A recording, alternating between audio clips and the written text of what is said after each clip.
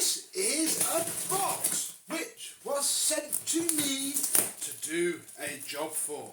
Inside of here is some of a very iconic vacuum cleaner from the 1980s. A very common vacuum cleaner from the 1980s, which is very old now, and most of them are in need of some love.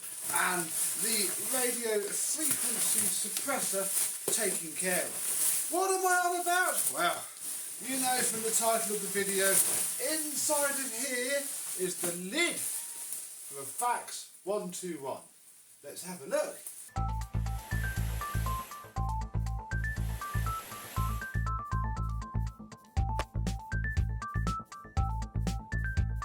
Yes, hello, my vacuum cleaner and vintage Vax chums. How are you today? Yes, a fellow collector did ask me if I wouldn't mind, oh my goodness, where's the end of this sellotape, having the radio frequency suppression device out of his Vax. Now don't worry, I'm going to try and fit a modern replacement in there, but the type that Vax used does have a very frequent habit of destroying itself and blowing your fuse board and having to be reset. It just trips itself out. It can also smell absolutely vile. So we're going to do that, and yeah, whilst I was in there, could we perhaps give it a bit of a spit and polish? Because yeah, on the surface it looks fine, but deep down, I mean, this is probably 40 years old now. We can see that, yeah, it is quite grubby and dirty. And I mean, yeah, that's fine. He's taken apart a fair bit to get to the suppressor at all.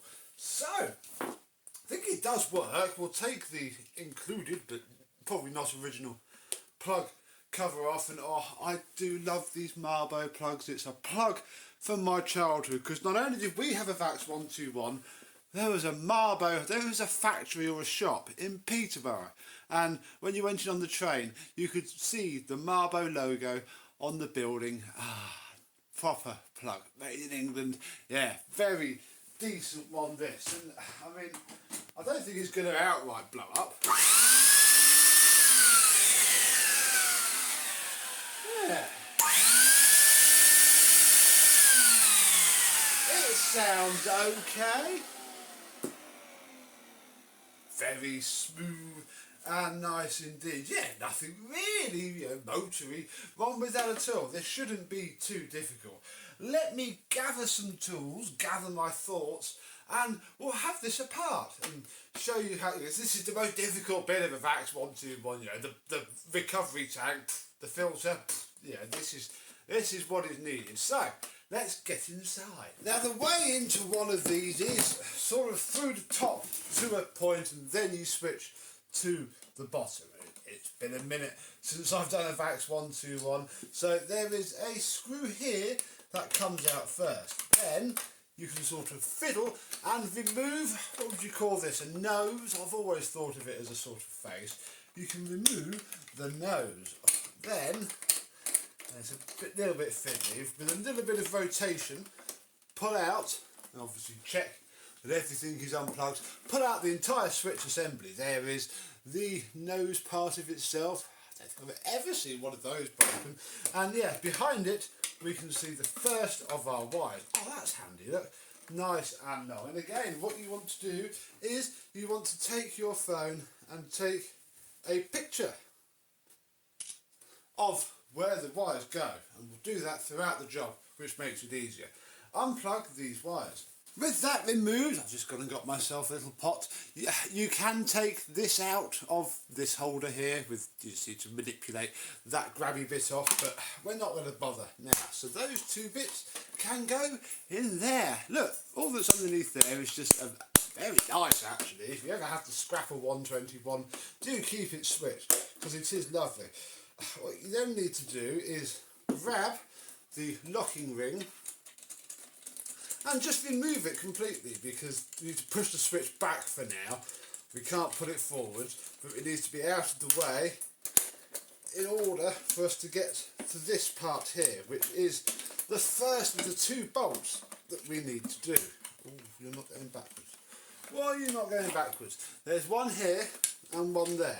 And problem with 121s is it is right down the centre line of there, which is a pain. And I sort of vaguely remember being able to just push this back, but it seems to not be the case.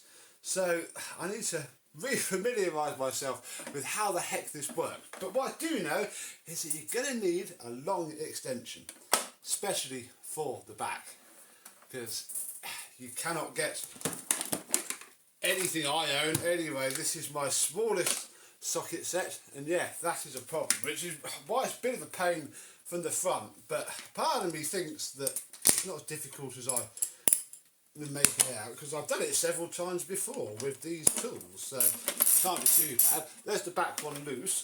Can it just go on at a slight angle?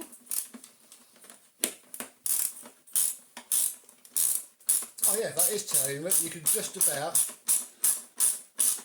be careful not to make it slip, just about get on there with a nice long angle. There we go. Remove these two bolts, which you need to take out fully. Right. And once they're out, we should be able to manhandle this top bit off. There we go. Right, so I still haven't quite worked out why we haven't been able to take our switch off yet, but it doesn't really matter. It's not actually too disgusting in here. This can be black as anything. What we can do now is date it, and it's older than me. Well, the RF suppressor is. Every VAX 121 that I've ever known has the date printed on it. So this is from June 1986. How fantastic. Next thing we need to do is again take a really good photograph and unwire this so that we don't have it hanging around like some sort of terrible Halloween costume. It does come out. I've just gone to pull at the wires and pop out it flipping well can. So, let's concentrate on this bit first. So yeah, a VAX 121 comes apart like this. There is your handle.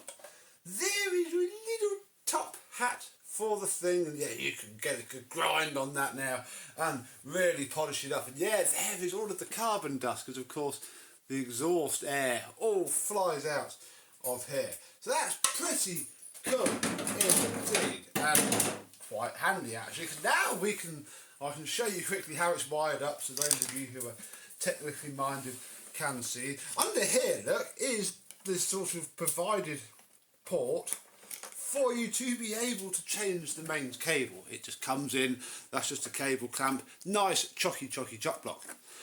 Live in the neutral, go to this side of the switch, and then these two wires come into here, but we're effectively going to chop that out, join those together, and I'm going to fit something probably down in there, extend the cables a little bit, fit some sort of suppressor if I can get it into there.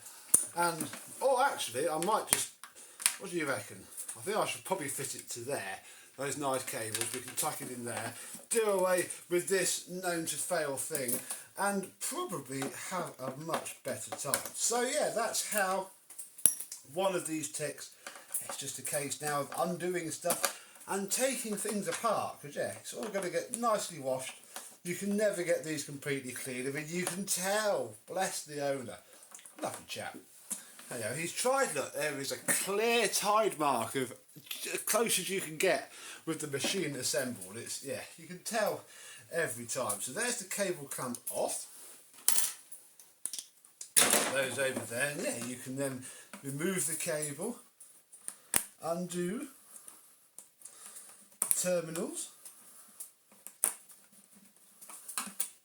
and that is our mains flex off of the vacuum. We're going to remove the other side as well, because it doesn't need to be in there for now. And then we can take the terminals off of the back of the switch, because I couldn't do that earlier. We can flip her upside down, and it is exactly the same size bolts at the top. Now we can undo these four here, And with the last very long bolt out, God bless you if they're seized up. I have heard of it before. The bottom comes off of the machine. However, be slightly careful because there are 4 springs on there. And this bit is apart from here. And look, this is what, 40 odd years, no, 20, I don't know, comment down below how old this is, we know the date, of muck does. It's all in there. That's every time it's blown over with wet. It's been used dry a lot because the dirt is fine. Look, there's even bits of fluff. I bet the floor tool, the original floor tool on this machine, yeah, oh, actually in here, ooh, in here is very fluffy as well. This could be interesting. So there is the bottom of the motor. And look, never actually seen those metal clips before. That's pretty cool. There is our pre-motor filter, pretty much. All of the, yeah, the fluff is everywhere in this. This thing must have had a torn filter at some point. Oof. We can start to nearly perhaps get at the motor. But some more bits have to come off first. We need to find, and this is where the bodges begin, because yeah, I don't have the right size socket for this top one. It needs a really thin walled thing, which I don't have. So you have to just find the best you can, and with a bit of good old fashioned force. There we go, that's caught, that's undoing.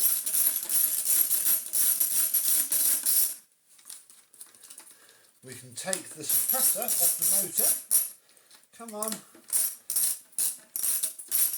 Then lift this earth wire out, which we're going to put back there, just sans suppression device, and then lift this off. And then, in theory, the whole thing will manhandle itself down, feed it through, and that is our motor off of there. You can take this off as well, which I shall do. There's a foam gasket there. Little metal earthing strap there, which you must be a little bit careful of. And yeah, here is our motor. Yeah, just as I suspected. Didn't think it sounded completely correct. This thing has had a blown filter of some description, but that's going to be nice and easy to pick out. It sounds beautiful.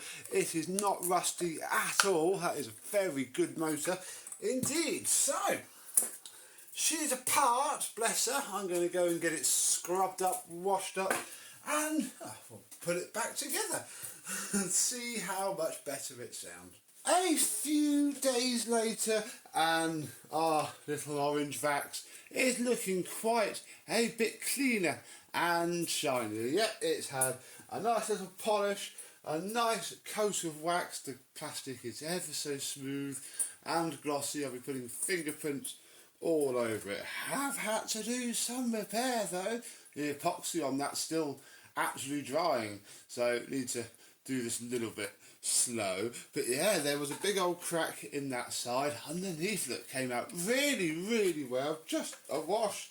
As soon as it got some wet on it, it was absolutely fine. Under there is all nice. Our motor is wiped down with a modern suppressor that I took out of some other vacuum I scrapped in between the wires, just like Goblin did. So I'm hoping it is going to work, and yeah, we can hopefully start to put this thing back together and get it out of here. So first thing we'll need to do is pop this plate in there, and then I think it's probably going to be better to actually put the motor through here first, because we then got to put that over the top of this. It's fiddly, but it's not too difficult. You've just got to do it in the right order. We shall feed the motor through there. No foam gaskets needed because there is one built in. Oh, there we go. That's actually quite nice and solid. That drops in there. God, it's almost as if Vax thought about this. But what I am going to do is make sure that the orientation is so that the wires meet. I left a lot of decent length on here, and we've got to get it to there, and I'd like a fair bit of space. I'm actually going to put the motor, I think, like that. There's a lot of space there. We can tuck the wires around, and that should hopefully do. So I'll flip it over, pop it back in and call that done. I don't know how long it's going to sit there. Hopefully long enough for us to put this piece in, and we have to line up the bolt holes as well. Great fun. Oh, will you sit there? Then the springs. Put them together. 3, 4. So you know what? Then we'll put this on. All the springs have to line up nicely. Look, you have oh, wobbly wobbly. Then again, you've got to line up the front bit with this part. It should hopefully all slot together. A plastic, there we go, little twist, and once the bolts are in, that should clamp together. Let's go find those bolts. Here, now, it's the socket I haven't got. Will they go in by hand? Yeah. Do 2 of these in by hand before the whole thing falls out. There's a flat washer and a lock washer. And then we'll come back. And then you don't want to clamp these down at all because they're only going into little brass threads inserted into the plastic. So quite tight, but yeah, not very tight at all. There we go, that will do. We can put our sort of a pre-motor filter, and then, oh my goodness, we've got to get these hateful clips in. One there, and one here. They didn't keep this style for very long, I don't think, and I can flipping well see why. They are horrible. Yeah, this is going to take some fiddling. It seems it's actually easier to put the clips in first, like so. There you go, there's a better angle. They spread out to lock themselves in, and then just sort of feed this underneath, like so. Yes, there we go. Perfect. And it's looking sort of like, you know, a mutant, scary Vax 121. Alright, we've got to get this bit on now, which again is fiddly, so I'm going to get to the point where we're all wired up and you can see what I've done, because yeah, assembly is the reversal of disassembly. We are all mostly wired up now. We've got everything back to where it should be, all the correct colours connected, everything going to the switch, which we now know we can push back, and the earth going back to the motor. Right, now is quite fiddly because we have to sort of hold a little bit of everything together here, because we have to line up the hole for the switch with the top hat in its place. So we'll pop that on there, slide our iconic Vax handle on, which has to go on precisely correctly. It's a very good fitment, this. There we go. Then, can I do this on camera? Got to sort of feed the switch into place, and the 2 wires through the little hole. There we go, there's one coming through now, through the hole at the top for the light, and then stick it down. Not forgetting your 2 little metal washers which go in the front and the back. So yeah, do that with your 4 hands, and then we're getting there. No, that's not working. This motor is in the wrong position. The switch physically won't go back enough now with the motor like this. Oh, fiddlesticks. We might be able to just loosen these and give it a bit of a turn. There's that all there nicely. There's plenty of room on the wires, and we want to go this way. There we go. That's possible, a bit far. There we go, it was pushing this apart. That might do it. Got all the loose wires shoved down there. Yeah, that's possibly going to be it, because yeah, this has got to sit behind that hole, because obviously the handle. And hopefully before too long, again, it has to sit square down. I have screwed the switch in because it was being pushed around, and our wires are poking out of here and will have enough slack to go into there. Then we have to get our bolts back in, because if I lift this off now, it's all going to fall apart again. Now we can pick him up as he was supposed to be. Oh, right. 2 wires, doesn't matter which way round they go, onto this, and then this is fiddly job number 3. Especially when you catch a wire. That was lucky. Got to sort of feed it into there. We mustn't forget the iconic Vax nose, which has to go on here as well. And then, we've done it. Nice little smooth motion. I don't want to break this trim piece. There we go, folks. One of the fine thread screws. There's only 2 different types of screw here. These 2 go to there. And then we can cover up this bit. Which way round does this go?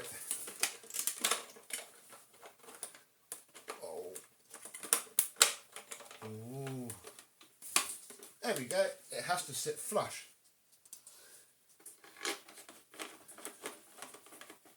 But then match up in here. Eventually, when you get the screws in the right place, you're done. And there we go. One top end of a Vax 121. The ratings plate mostly survived. The owner had said goodbye to it because I didn't think it would, but no, it survived. So what we're going to do is I'm going to lean it up a bit so it doesn't glue itself down to the carpet, turn it on and plug it in. It should run. Take the cover off the plug.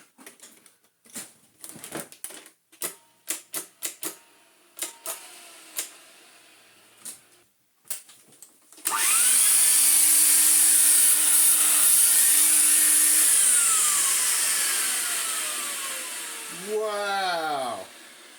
Of course, I also picked one of the fluff out of the fan, and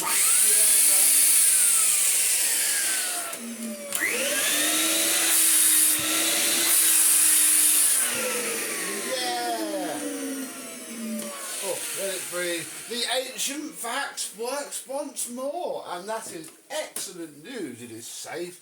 It has a modern RF suppressor. It's almost the opposite to this one, which is the one that I bought 4 years ago from the car boot and still have kicking around. And there's quite a little bit of difference between these two. I mean, they're different eras for a start. This one is, in the 2 millions now. This one's only the 400,000th of them. 900 watts versus 1,000 watts. Different phone numbers, different blah blahs, but I've grabbed it. There's a solution tube in there. There's also a bolt. I've not seen this for ages. I grabbed it so that I could pop this onto here. We could pop it down, clip it down, and perhaps test out how much the suction is.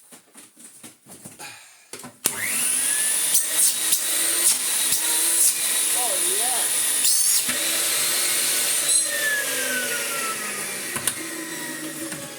But what it's done is pulled the float valve up into itself. And yeah, this is all grotty and hanging down. It needs to be sorted, but yeah, I just wanted really to be able to show a comparison between 2 identical but very different condition vacuum cleaners. There we go. We'll take that off. This has been apart for a long time.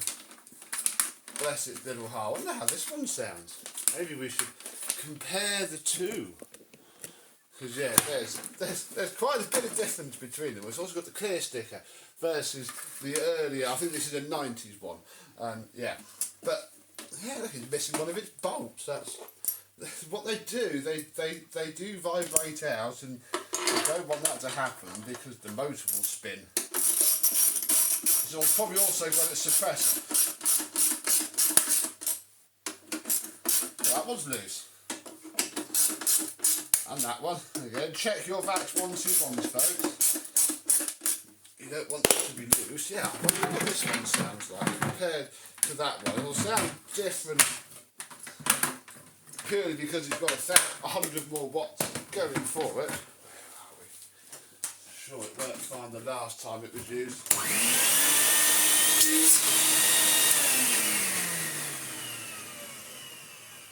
Yeah, not a lot of difference between them, but certainly is cosmetically. So yeah, little quick job done on a VAX 121 top. It is, you know, very shiny and smooth compared to this one now, and yeah, I should probably get this one sorted.